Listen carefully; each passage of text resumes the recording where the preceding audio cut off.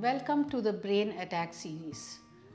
Today we're going to talk about cognitive impairments, their behavioral impairments, and how do we handle these things, right?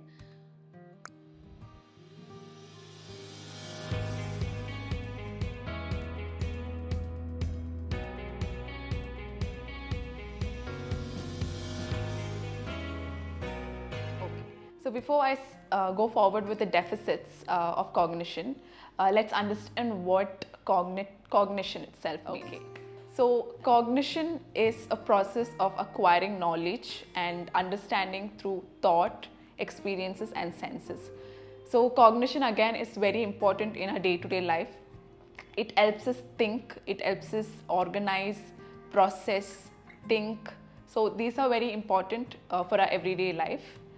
Now moving forward to the deficits of cognition that a stroke patient can get after the injury is mostly, first we can see attention. Attention deficits are very common in stroke patients. Again, there are three types of attention deficits. One is sustained attention. Okay, so sustained attention is where you can focus on a specific task for a continuous period of time. Now divided attention is where, for instance, I'm talking to someone else and someone else comes in. So I can't pay attention to this person. It's just me and the other person. So that is divided attention. And then we have focused attention. Focused attention is mostly where you can focus for a longer period of time. Let's say like a lecture, that's an example. And other deficits that is more common is memory deficits. The person can be affected with logical memory and associative memory, short-term memory, long-term memory, episodic memory. These are the memory deficits that we can see in a stroke patient. And then coming to planning and execution, that's the executive function. So people here, they will have problem in decision making, planning, and also problem solving. Mostly they'll be not able to self-regulate and self-evaluate.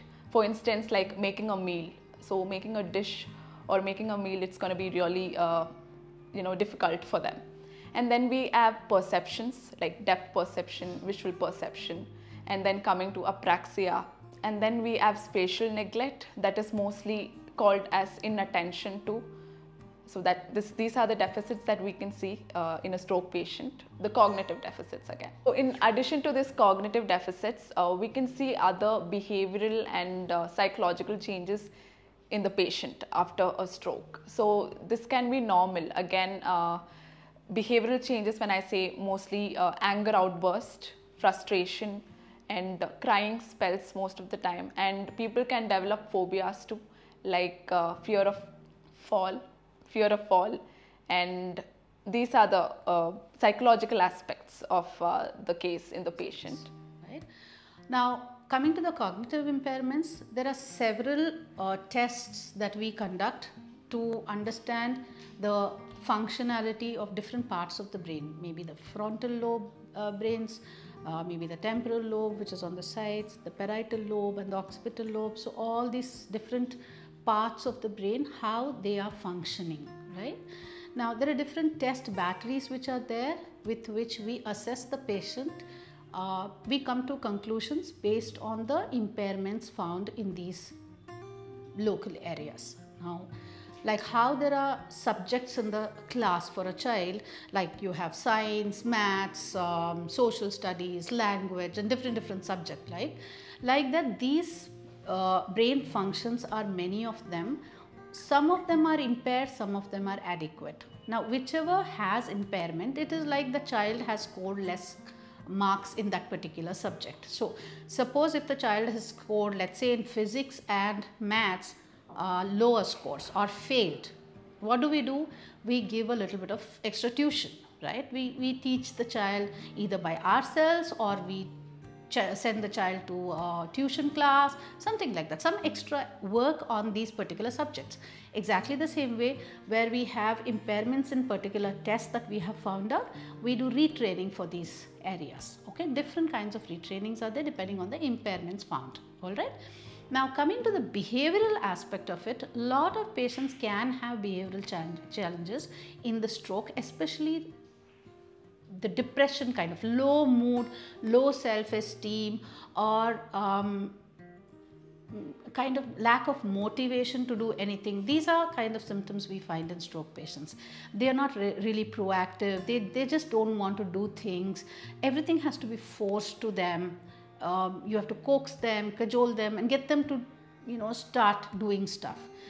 The other set of people could be, they get very irritable, they get aggressive, they can become abusive, either verbally or physically. They throw things around. It can be any kind of, it can be spectrum of this end to that end, right? Now, depending on what kind of behavioral impairments they have, one, there is pharmacotherapy, so where there are good medications which can control this mood fluctuations. But there are also tasks that we do to calm down the brain. So something called cognitive behavioral therapy, which can be done for these people, including something like deep relaxation techniques. This definitely helps for patients. There are a lot of patients whose cognition is not very bad. We can even give them counseling sessions.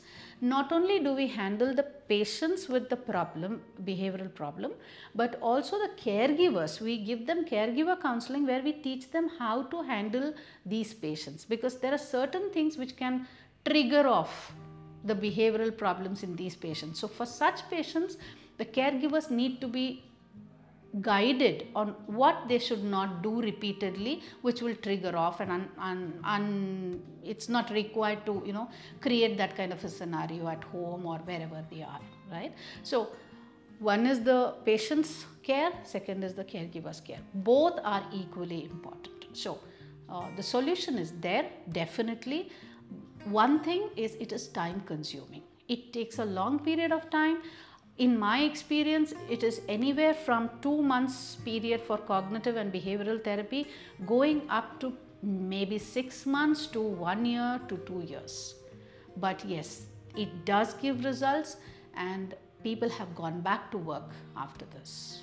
So simple things like when we ask patient what makes you angry or irritated, either they say or the patient caregiver say, every time we remind them to do something, whether it is an exercise or brushing their teeth or going for bath, when they remind them, or eat food, anything that they don't want to do and these people insist on doing because it is good for, maybe good for the patient, but still they don't like it. So these are some things which are considered as triggers, right?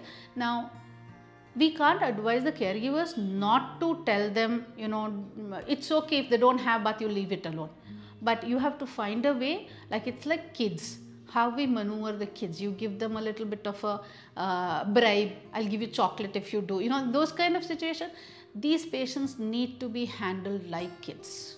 So no point saying the same thing again and again and again and push them into a corner where they lose their mood, they lose their interest, then they become like a rebel. They don't want to do it. The sight of food, sight of bathroom, they just don't want to go, right? Instead of bringing into such a situation, best is to distract them, give them some time right now, because if they have a cognitive issue where they kind of forgetfulness is there, then they forget that this person has been told already that, go for bath or eat your food. So they can use that and then repeat again after some time, or give it in a different way. That's all it is. It definitely helps for patients and the caregivers. So cognitive disability or behavioral disability is a known thing in or expected thing in stroke patients. Sometimes it is very subtle that people don't even identify that there is a problem. My recommendation, get an assessment done, right? When you get an assessment done, you will definitely find out there is some subtle changes and that can be handled. And this whole series has covered a lot of aspects about stroke and its management. So it's good to go back and watch some of the episodes which have covered different aspects of post-stroke management. Thank you very much.